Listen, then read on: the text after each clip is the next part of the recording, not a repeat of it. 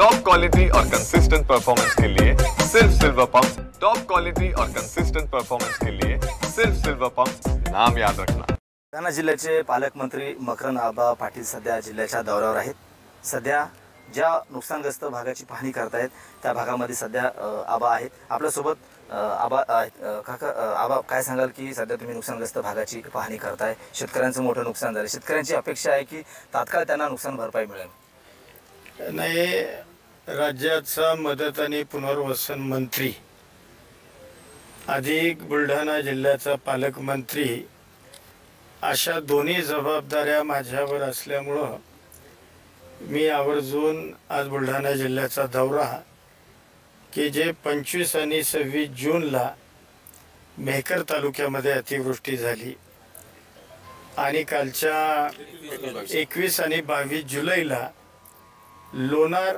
मेहकर या तालुक्यामध्ये अतिवृष्टी झाली आणि शेतकऱ्यांच्या जमिनीचं प्रचंड प्रमाणामध्ये नुकसान झालं। आज सकाळपासून या दौऱ्यामध्ये सहभागी होत असताना काही ठिकाणी असं निदर्शनास आलं की अतिवृष्टीमुळे शेतामध्ये अद्यापही लोकांच्या पाणी आहे। पिकं जरी काही ठिकाणी आपल्याला बरी दिसत असली तरी काही दिवसानं ती पिकं ते ज्या मुळ्या आहेत त्या कुजून जाणार आहेत, तर ऑटोमॅटिक ती पिकं ही पिवळी पडून त्या ठिकाणी शेतकऱ्यांचं नुकसान होणार आहे। काही ठिकाणी जमिनी खरडून गेल्यात। आपण ज्या ठिकाणी आता उभे आहोत हा एक ओढ्याचा मोठा परिसर आहे।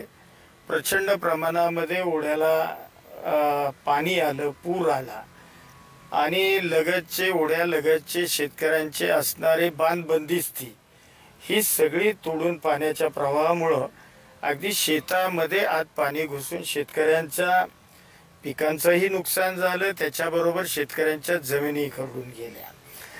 काही शेतकऱ्यांच्या घरांचं नुकसान झालेलं आहे, काहींची संपूर्ण घरं पडलीत, काहींची अंशतः घरं पडलीत, कोणाची एखादी भिंत पडली, एखादा कोपरा पडलाय, अशा पद्धतीनं घरांचे नुकसानसुद्धा झालेलं आहे। गुरंसुद्धा यामध्ये काही शेतकऱ्यांची दगावलेली आहेत, काही व्यक्तीसुद्धा यामध्ये दगावल्याचं मला त्या ठिकाणी समजलेलं आहे। आणि निश्चितपणानं आता माझ्या विभागाच्या माध्यमातून उन्हे प्राधिकार खाली मृत व्यक्ती असेल त्याला 4 लाख रुपये देण्याचा तातडीचा निर्णय हा कलेक्टरच्या स्तरावरच ते आम्ही अधिकार दिलेत। त्याचबरोबर गोठा असेल, झोपडी असेल, एखादं दुकान असेल, याला सुद्धा उन्हे प्राधिकार खालीच आम्ही मदत आजपर्यंत देतोय आणि देत आहोत। परंतु ज्या घरांना मदत ही राज्य सरकारकडून म्हणजे माझ्या विभागाकडून मुंबईवरून होत होती, आता तो सुद्धा अधिकार आम्ही उन्हे प्राधिकार खाली कलेक्टरना तो अधिकार सुपूर्द केला आहे। त्यामुळं या घरं, जनावरं, माणसं, दुकानं, झोपड्या असतील, या सगळ्यांची किंवा भांडी जे काही असतील नुकसान, याचं उन्हे प्राधिकार खाली सगळे अधिकार आम्ही कलेक्टरना त्या ठिकाणी सुपूर्द केलेले आहेत। त्यामुळं पूर्वी कसं व्हायचं, प्रस्ताव शासनाकडे यायचे आणि मग त्याला इतका वेळ जायचा, पुन्हा लोक आता एखाद्याचं घर जर पडलं असेल तो पाऊस सुरू असताना त्याची घराची एखादी भिंत पडली तर तो लगेच घर बांधणार ना, तो काही शासकीय मदतीची वाट बघत बसणार आहे का?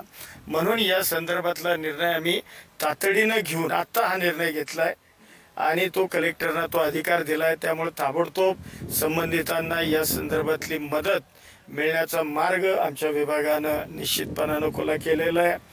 आता जी शेती आणि शेतीच्या अनुषंगानं जमिनीची झालेली धूप नुकसान याची मदत ही आता सगळे प्रस्ताव मला वाटतं 1.25 लाख एकरपेक्षा 1.25 लाख एकरपेक्षा मला आता एक्झॅक्ट आकडा आत्ता सांगता येणार नाही, कारण मी आता हा आढावा दौरा म्हणजे हा सगळा दौरा झाला की आढावा बैठक 4 वाजता आम्ही कलेक्टर ऑफिसला घेतलेली आहे आणि मग एकूणच जिल्ह्याच्या कुठल्या सर्कलमध्ये, कुठल्या गावांमध्ये, कुठल्या तालुक्यांमध्ये कशाचं नुकसान झाले, कशाचे पंचनामे आमच्या तिन्ही विभागांनी एकत्रित केले, म्हणजे आमचा कृषी विभाग असेल, आमचा महसूल असेल आणि आमचा ग्रामविकास विभाग असेल, या तिन्ही विभागांनी त्यांना त्या पद्धतीचे ज्या वेळेला एकदा तर माझं अधिवेशन चालू असताना अतिवृष्टी झाली, पुन्हा नंतर झाली आणि त्याच वेळेला मी कलेक्टर महोदयांना फोनवरून आदेश दिले होते.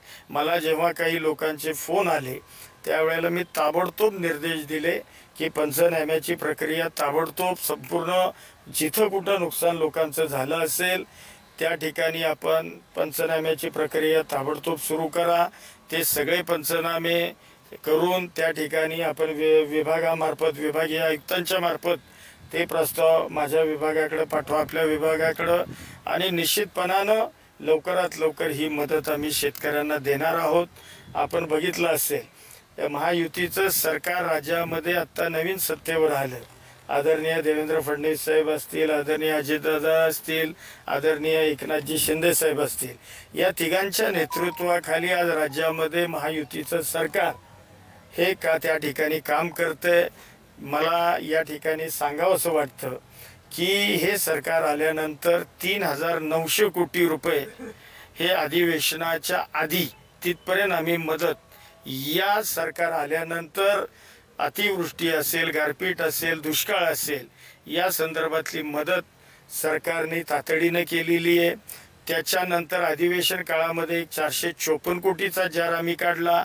आत्ता परवाच जानेवारी ते मे अखेर 31 मे पर्यंत 374 कोटी समथिंग असा हा जार आम्ही शेतकऱ्यांना असणाऱ्या एकूण मदतीचा, मला वाटतं साधारण 3.5 लाख हेक्टर असं काहीतरी, आता एक्झॅक्ट आकडा नाही मला, पण साधारण त्या पद्धतीचा आकडा आहे.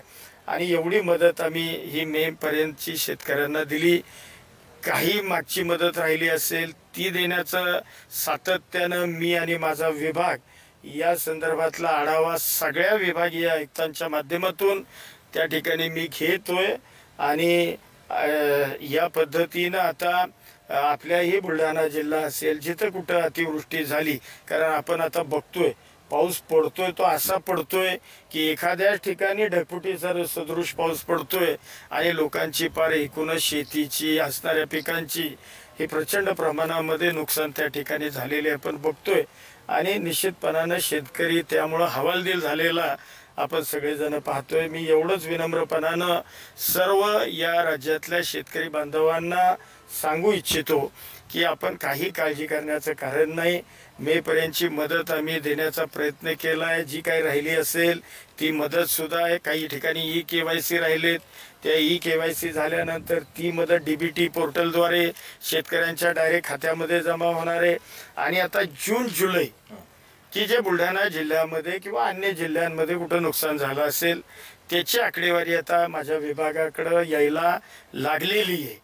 आणि निश्चितपणानं हे सगळे आकडे आले.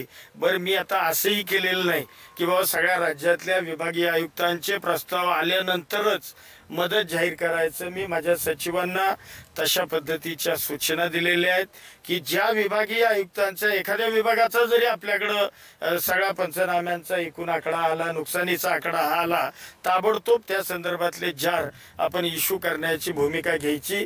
त्या पद्धतीनं माझा विभाग हा निश्चितपणानं काम करतोय. आणि हे महायुतीचं सरकार हे आपत्तीग्रस्त शेतकऱ्यांच्या पाठीशी ठामपणानं उभं आहे हे मी आवर्जून या निमित्तानं आपल्याला सगळ्यांना सांगू इच्छितो. राजकीय प्रश्न आहे. माणिकराव कोकाटे यांचा राजीनामा न घेता खाते बदल करण्यात आला. दत्ता भरणे यांना त्यांचं खातं दिलंय आणि माणिकराव कोकाटे यांना किडवा युवक कल्याण खाते दिले. टीका होते सर्व स्तरातून. नाही, मुळामध्ये माणिकराव कोकाटे बोलताना किंवा काही चुका त्यांच्या झाल्या असतील. वरिष्ठांचा हा निर्णय आणि याचं उत्तर काही मी देऊ शकत नाही. हा पक्षातल्या वरिष्ठांचा निर्णय आहे, सरकारमधल्या वरिष्ठांचा निर्णय, त्या अनुषंगानं झालेले हा निर्णय कालचा आहे. परंतु कृषी विभागाची जबाबदारी ही माणिकराव कोकाटे साहेब चांगल्या पद्धतीनं पार पाडत होते.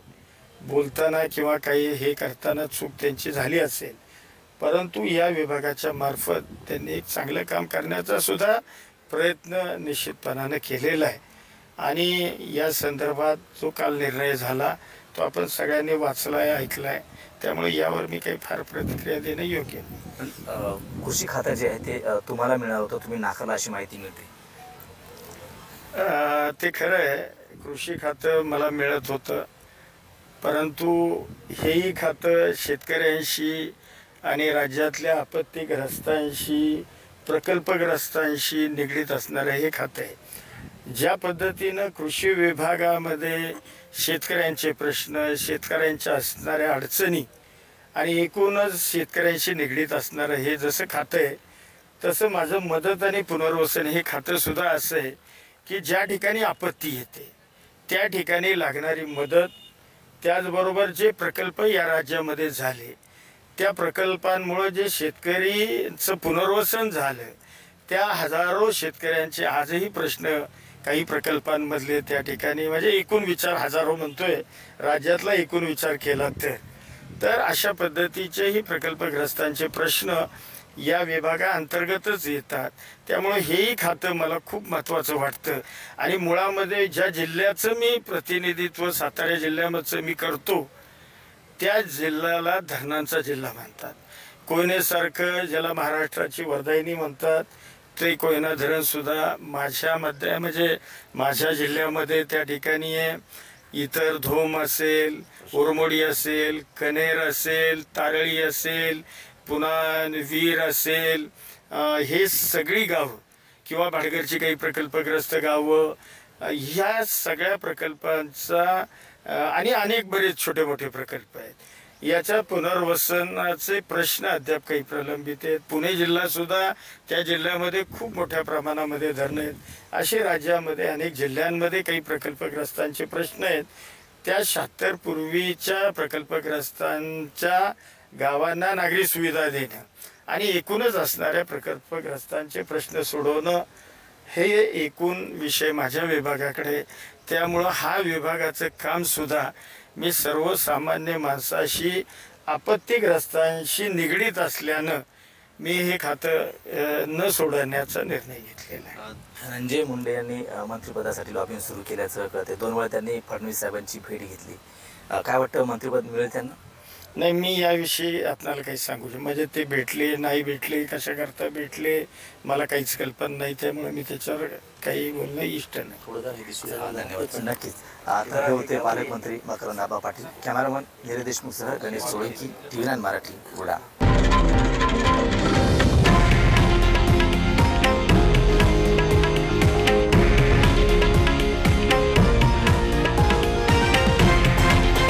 हे आहे देशातील नंबर 1 न्यूज नेटवर्क आणि आपण पाहत आहात TV9 मराठी, एकमेव.